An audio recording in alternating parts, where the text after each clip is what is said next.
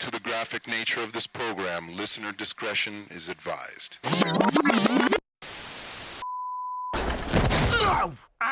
Bender Fry! You've come back for more eternal damnation. No, this isn't a religious visit. Fry just wants holophoner lessons. Yep, I need to get really good without practicing. Hell is full of 10-year-olds who wanted exactly the same thing. So musicians making deals with the devil in exchange for talent, fame, and fortune is nothing new.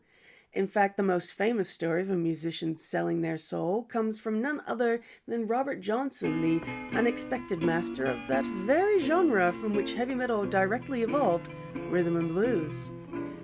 Unless you're a metal creationist, then you believe metal sprang spontaneously and fully formed from the minds of Ozzy Osbourne, Geezer Butler, Tony Iommi, and Bill Ward. But Satan's influence in music goes back further than the 1930s. There was the violinist virtuoso Niccolò Paganini, who was denied last rites and a proper burial by the Catholic Church when he died in 1840, so fervently did they believe he was a minion of Satan.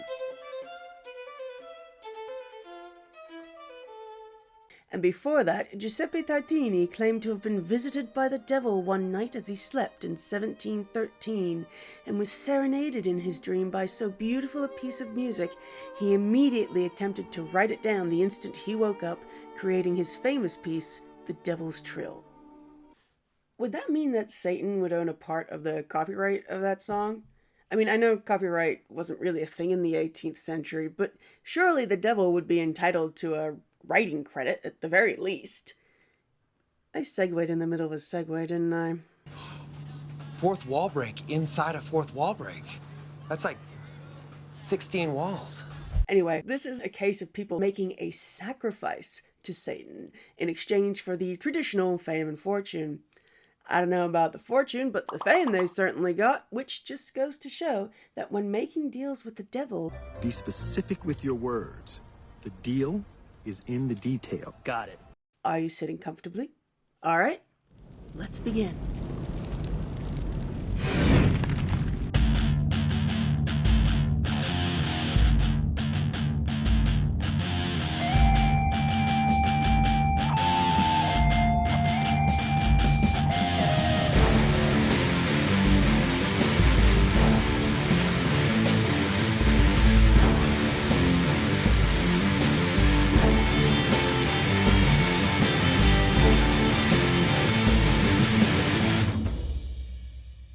Let's rewind the clock to 1995.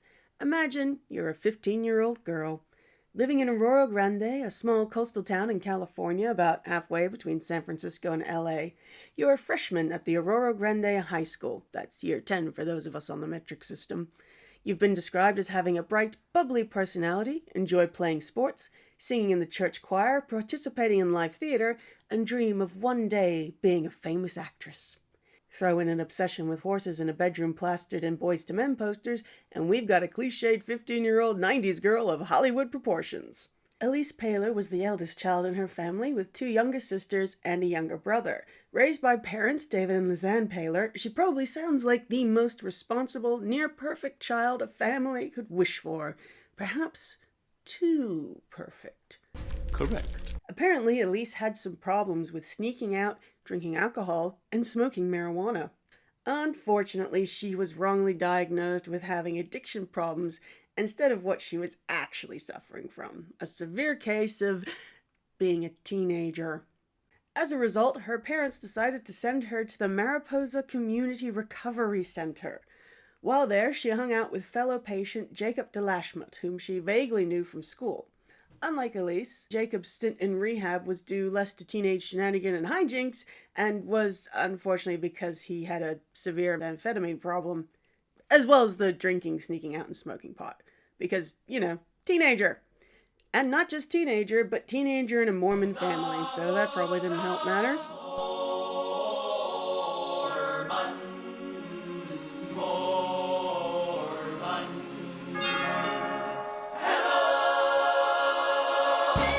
Jacob, who was 16, was also friends with Joseph Fiorella, who was 14, Travis Williams, who was 15, and Royce Casey, who was 17. The four were drawn together by their love of drugs, the fact that they were teenagers, and, well, Slayer. They love Slayer. And who could blame them? Slayer's awesome.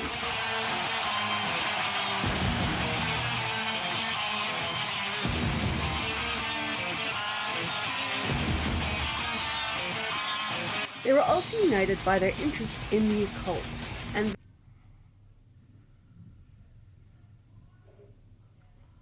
Satan.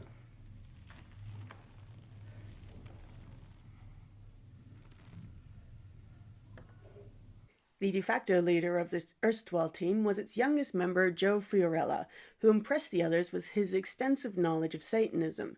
He had a considerable personal library, which included such basic primers as the Satanic Bible and various Aleister Crowley pamphlets and books.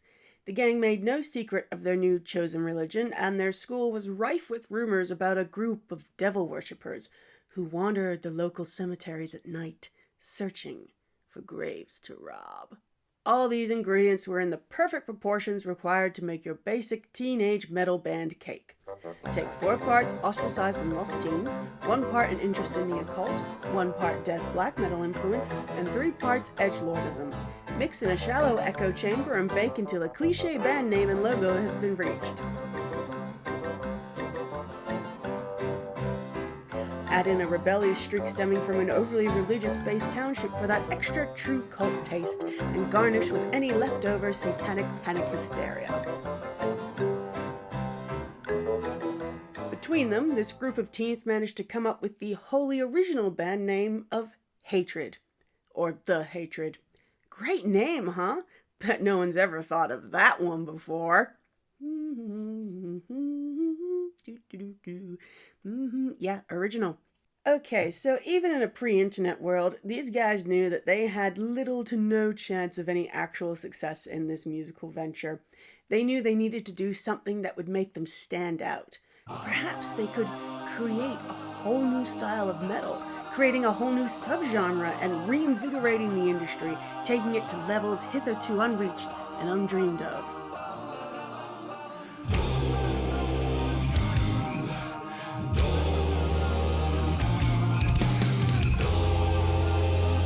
Or, and hear me out, they could sacrifice a virgin to Satan. Yeah, okay, Yeah, I sounds think we good. could do this. That's a pretty good Yeah, choice. let's do Let's that go one. with that one. Sounds good to it me. does sound like less work. Nobody kill any virgins.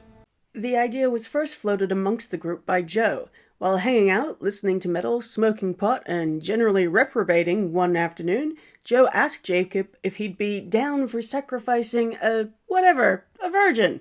Jacob said he didn't take the suggestion seriously and replied, whatever. But as time passed, the thought became more and more appealing.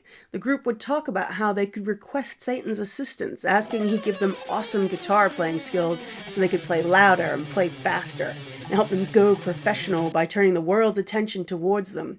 Not to mention the extreme metal cred that such an act would bring from fans and other bands. I mean, no metalhead wants to be thought of being all talk and no raised church. But so many metalheads had raised all kinds of churches by 1995.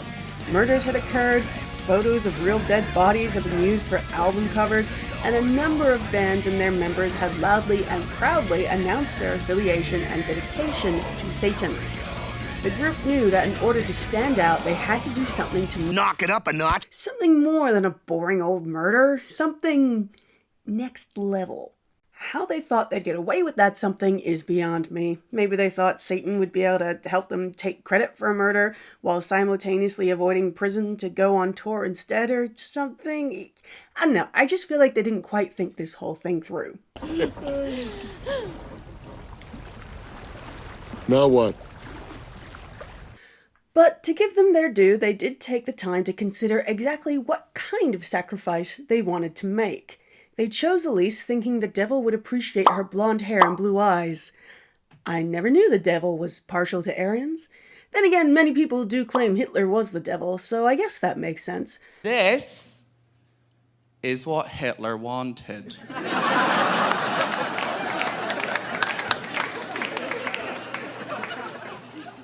And I'm not proud of that, obviously. I didn't mean to. I'm just saying that if you were to go back in time to, like, Hitler's Batcave or whatever, is just loads of pictures of me and the kid from Home Alone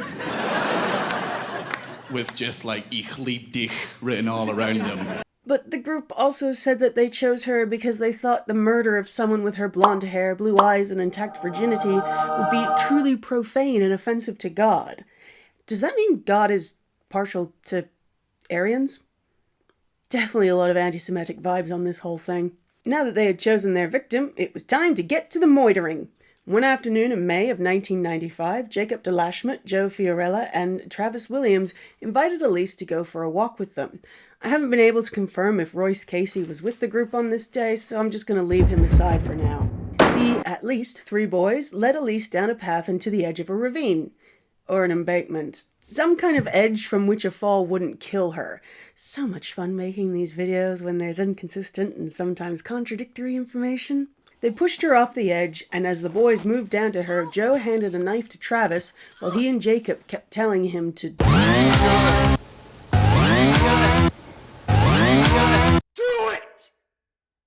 Just do it! Do it, do it, do it, do it. And after you kill him, we can hide the body. And then we can join the search party, and you and I can look at each other and try not to laugh.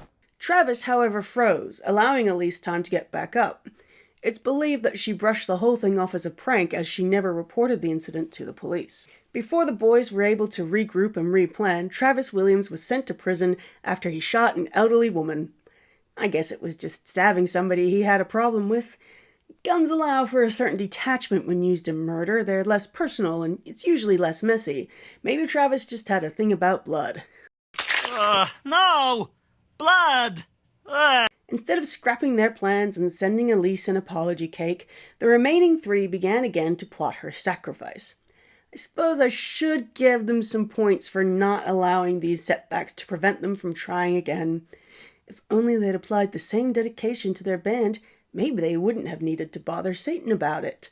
On the evening of July 22, Elyse was watching TV with her parents when the phone rang. It was Jacob inviting her to sneak out to smoke pot and maybe drop some acid later that night. Elyse agreed and said she'd meet them at a grove of eucalyptus trees out at Nepomuk. She went back to watching TV with her parents, then said she was going to bed. Her last words to her parents were, "I love you, and I'm going to bed." She snuck out of her house and met up with Jacob, Royce, and Joe.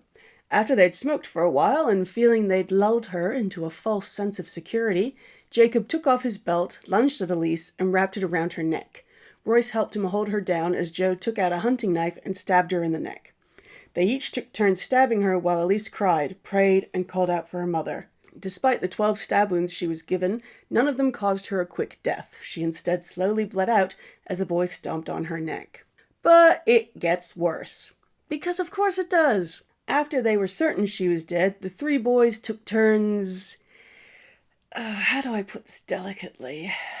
Well, to quote the title of one podcast I listened to, necrophilia does not make you cool, bro. Non più drai farfallone amarozzo, notte giorno d'intorno girando. There's still life in the old lady yet! Yeah, let's move on, shall we? When Elise's parents woke up the next morning and noticed her missing, they immediately reported it to the police. The police initially believed this was a typical case of a runaway teen who would turn up on her own when she was ready. As the days and weeks turned into months, her parents began to wonder if she'd run off with someone. Yet as more and more time passed with no word, they began to fear the worst. But if they wanted answers, they should have just asked the kids at the local high school. Normally, criminals do everything they can to ensure no one knows what they've done. Not these guys. They bragged to their friends that they'd not only killed her, but how they'd also, made use of her. And were apparently still making use of her. Joe Fiorella even claimed he told his mother all about what they did in excruciating detail. And I mean, he claimed he told her everything.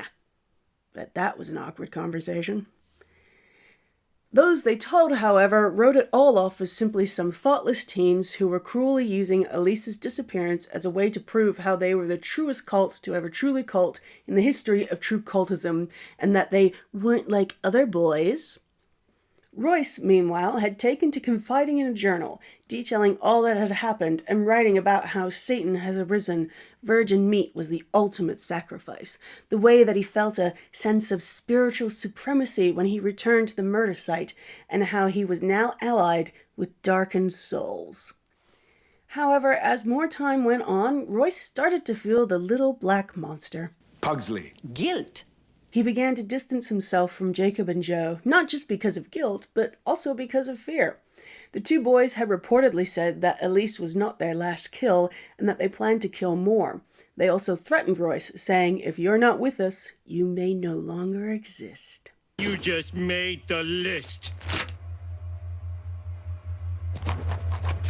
All of this led Royce to seek closure and peace the best way he knew how. He started going back to church and converted to Christianity. Because, as we all know, it's thoughts and prayers that fix all the problems of the world. Finally, on March 14th, 1996, 8 months after Elyse's murder, Royce walked into his local police station, asked to speak with an officer, and sang like the proverbial canary. He led police to where Elyse's remains were laying, which were described as being kind of mummified, mostly only bone and her clothes left. The police quickly acted to arrest Jacob and Joe, who were easily cowed during their interrogations and admitted to their roles in the murder. Things moved fairly quickly after that, and by the end of 1997, all three had been sentenced. Joseph Fiorella was sentenced to 26 years to life in exchange for a guilty plea. Royce Casey and Jacob DeLashmutt both pleaded no contest to first-degree murder. Royce was sentenced to 25 years to life and must serve a minimum of 21 years, while Jacob DeLashmutt was sentenced to 26 years to life and must serve 85% of his sentence before being eligible for parole. Now, those of you paying attention, and who are good at math, may have realized that 1997 was 24 years ago. And in March of this year, Royce Casey had a parole hearing. During the hearing, the commissioners found that Royce had a nearly 20-year record of model behavior in prison and had participated in a series of rehabilitative programs, served as a mentor, earned his GED, and had been working on a specialized bachelor's degree in psychology and sociology. Royce said that if released, he planned to move to the Los Angeles area and find work as a substance abuse counselor. Presiding Commissioner Diane Dobbs stated at the hearing, "We find that the person who committed that crime and the person who sits before us today are two different people." David Pahler, Elyse's father, said he does not oppose Royce's release and personally thinks Royce is suitable and not a public safety risk. As such, parole granted. For about a month. In June, San Luis Obispo County District Attorney Dan Dow wrote a letter to Governor Gavin Newsom opposing Royce's release, claiming that Royce has never adequately explained why he participated in such a sadistic and heinous crime. Dow argued that the parole panel basically disregarded and gave an adequate weight to the horrific crime this inmate committed and looked instead at Casey's behavior in prison. In fact, there was little discussion of his crime in the March 2021 hearing. These commissioners did not correctly follow the law. Governor Gavin Newsom agreed with Dow and reversed the parole board's decision. Jacob DeLashmutt has a parole hearing scheduled for December of 2024, while Joseph Fiorella voluntarily waived his right to a hearing for 1 year and has a hearing tentatively scheduled for July of 2022.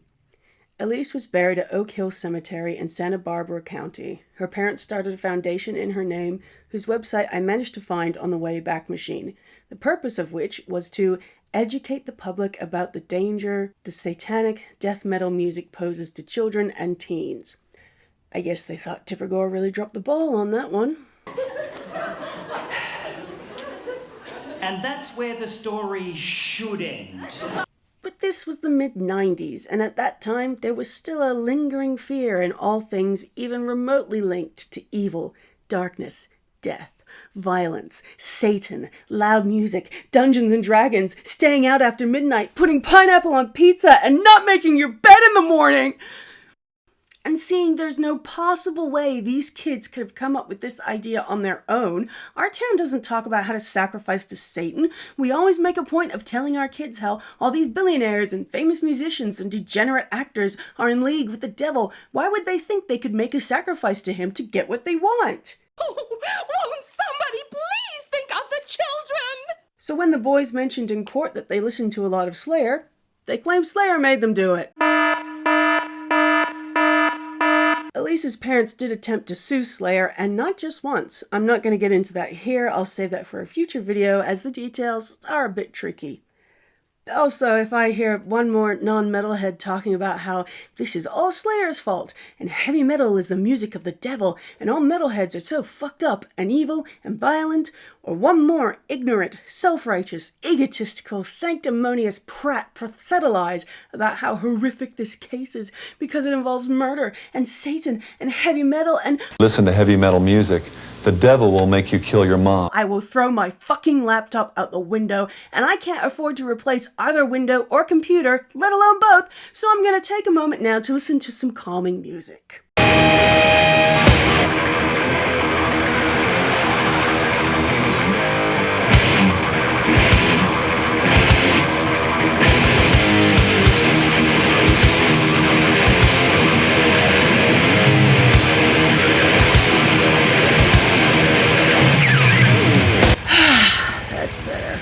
R.I.P. Jeff Hanneman. But I will mention these few quotes from Slayer themselves regarding this case. Singer Tom Arroyo has said, "We're part evil. If we were really evil, we would be doing everything we're writing about." You're quasi-evil. You're semi-evil. You're the margarine of evil. You're the Diet Coke of evil. Just 1 calorie, not evil enough. In an interview with Guitar World magazine back in July 1998, Paul Bostaff, who was Slayer's drummer at the time, said, "They're trying to blame the whole thing on us. That's such nonsense. If you're going to do something stupid like that, you should get in trouble for it." He further supported Slayer's case by observing that the killers had not done their homework properly. They'd failed to follow the rituals of necrophiliac sacrifice as set out in the songs. Luckily, all lawsuits were thrown out, and Slayer went on to write many more awesome songs and albums before their farewell tour and retirement in 2018. Boo. There's a few things I want to mention before I finish this video, because if you haven't figured it out by now, I love the sound of my own voice and like to seem more intelligent and educated than I actually am. First and foremost, so many articles, YouTubers, and podcasters kept claiming that while it has never been confirmed, this case has so many similarities to and clearly inspired the movie Jennifer's Body. This has annoyed me so very much, I'm going to do a video where I compare just exactly how similar Elyse's case is to the plot of that movie. Spoiler alert, the answer is barely at all. I'll make a note to link it to this video when I get around to it. And if you think I'm sarcastic at points in this video, just you wait.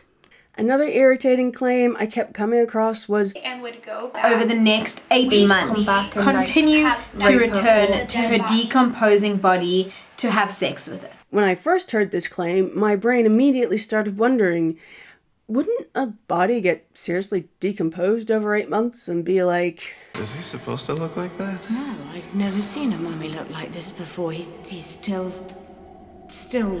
juicy. I mean, like, if it was possible to engage in an act like that with a 8-month-old body, wouldn't it be more... Feel like I should be making a joke about boning at this point. Good thing I'm not that crass. But I suppose the desire to not let the truth or facts get in the way of a good story is as applicable to clickbaity YouTubers as it is to yellow press journalists and blockbuster screenwriters and directors. Thank metal gods that I'm above all of that.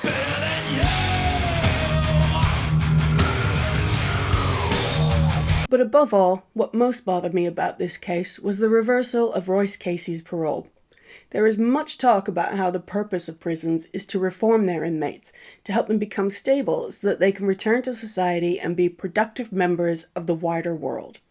And here we have what could be the poster boy for, see, the system works.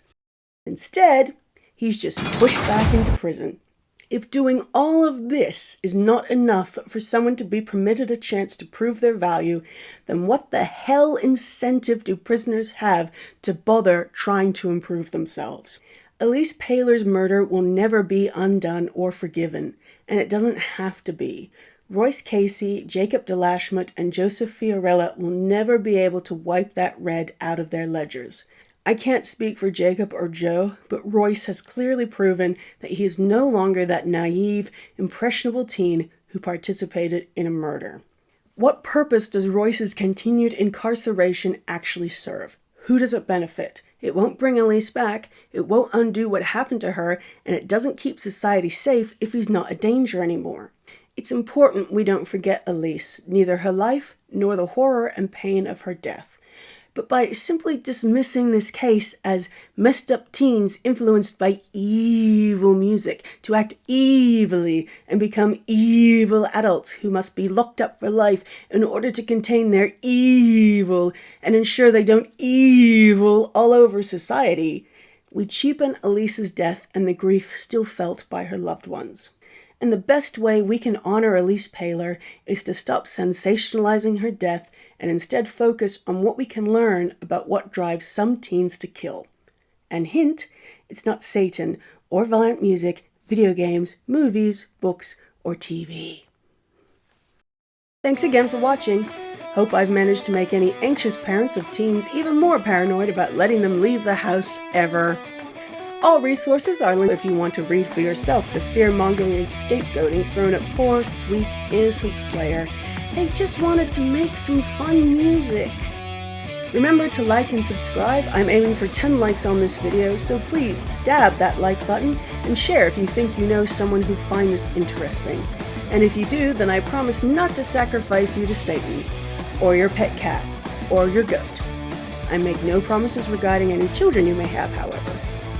Please feel free to suggest any video ideas you can't be bothered researching or creating for yourself down below. And until next time, please stop sacrificing virgins and ghosts to Satan and instead sacrifice something he might actually like. I recommend either a nice pamper basket or the box set of Game of Thrones. He's a bit behind. No spoilers.